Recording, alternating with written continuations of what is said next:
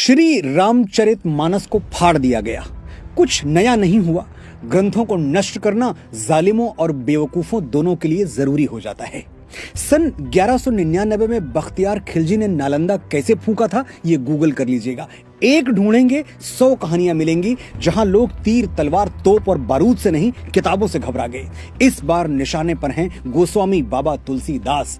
क्यों? क्योंकि उन्होंने श्री रामचरितमानस में लिख दिया, ढोल गंवार शूद्र पशु नारी सकल ताड़ना के अधिकारी।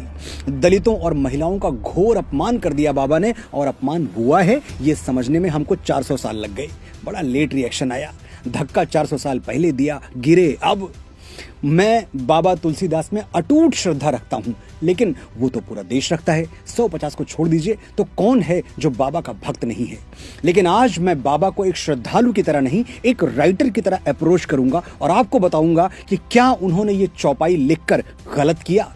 अब बाबा होते तो मेरी जरूरत नहीं थी। सोशल मीडिया से लेकर प्रेस कॉन्फ्रेंस और प्राइम टाइम तक हर जगह अपनी सफाई खुद पेश कर देते और बात साफ हो जाती।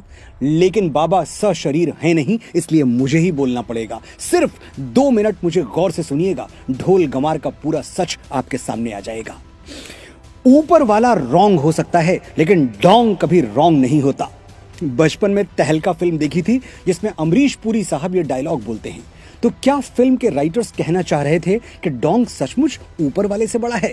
नहीं भाई, ये तो एक विलेन ने बोला, और विलेन तो वही बोलेगा जो उसका कैरेक्टर है, उसका चरित्र है, यानी गलत बात बोलेगा। इसे फिल्म के राइटर का विचार नहीं माना जा सकता। पॉइंट यही है, जब फिल्म के डायलॉग उसके कैरेक्टर के विचार हैं, राइटर के नहीं, तो फिर श्री रामचरितमानस में खलनायक समुद्र के विचार बाबा तुलसीदास के विचार कैसे हो गए? श्री रामचरितमानस एक प्रबंध महाकाव्य है, जैसे नॉवेल या फिल्में होती हैं। प्रबंध साहित्य वो है जिसकी कहानी में एक स्टार्ट हो, एक मिडिल हो और एक एंड हो, और उसमें जो कैरेक्टर जैसा है उसके डायलॉग्स वैसे ही हों, यानी हीरो सही बात करे और विलन गलत। ढोल गंवार शूद्र पशु नारी सकल ताड़ना के अधिकारी, इस चौपाई को या इस डायलॉग को संदर्भ और प्रसंग के साथ, रेफरेंस टू कॉन्टेक्स्ट के साथ समझेंगे तभी बात समझ में आएगी। सीन देखिए पहले। श्री राम 3 दिन तक समुद्र से विनती करते रहे, मुझे लंका जाने का मार्ग दे दो भाई, मेरी पत्नी के प्राण संकट में हैं। समुद्र ऐसा अहंकारी के मार्ग छोड़िए उत्तर तक नहीं दिया। फिर श्री राम को क्रोध आ गया, उन्होंने चढ़ाई प्रत्यंचा और कह दिया कि मैं अहंकार की छाती में अग्नि बाण गाड़ने के लिए विवश हूं, भय बिन होए न प्रीत। बात तो सच है। समुद्र का अहंकार टूट गया और वो मणियों रत्नों सहित त्राहि त्राहि करता हुआ श्री राम की शरण में आ गिरा।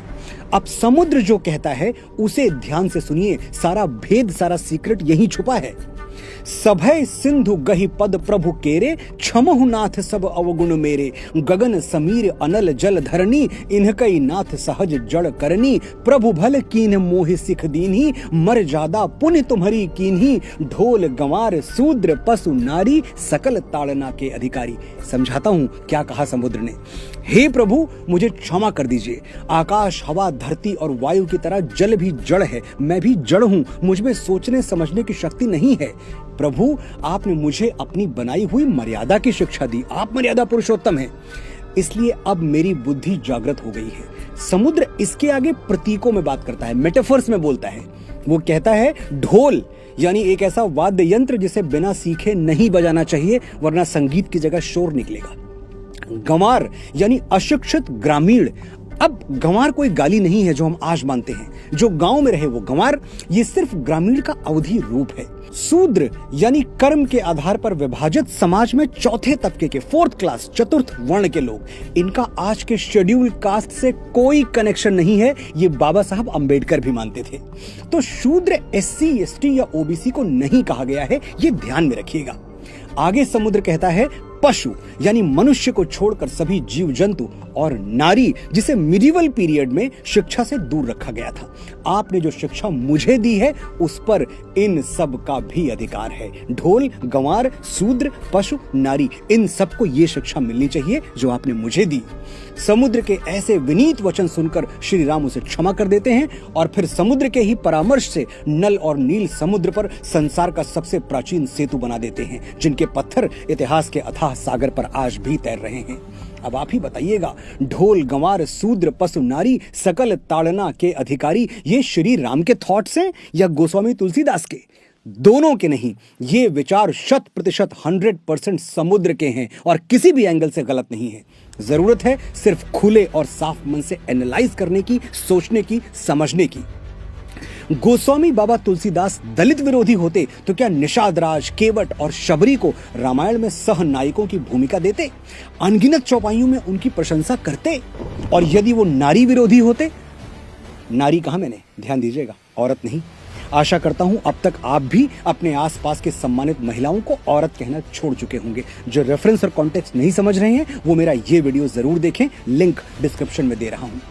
तो बाबा तुलसीदास अगर नारी विरोधी होते तो क्या देवी अहिल्या, जिनका शील भंग किया गया था, क्या उनको इतना सम्मान देते जितना दिया है? रामचरितमानस या किसी भी ग्रंथ को जलाकर आप बख्तियार खिलजी की टीम में शामिल होना चाहते हैं तो आपकी मर्जी, वरना सच तो यह है कि कुछ पन्ने जलाने से न राम की महिमा जलाई जा सकती है न तुलसी का तेज। मैसेज एकदम क्लियर है, अफवाहों पर न जाएं, अपना दिमाग लगाएं। जय श्री राम, जय बाबा तुलसीदास।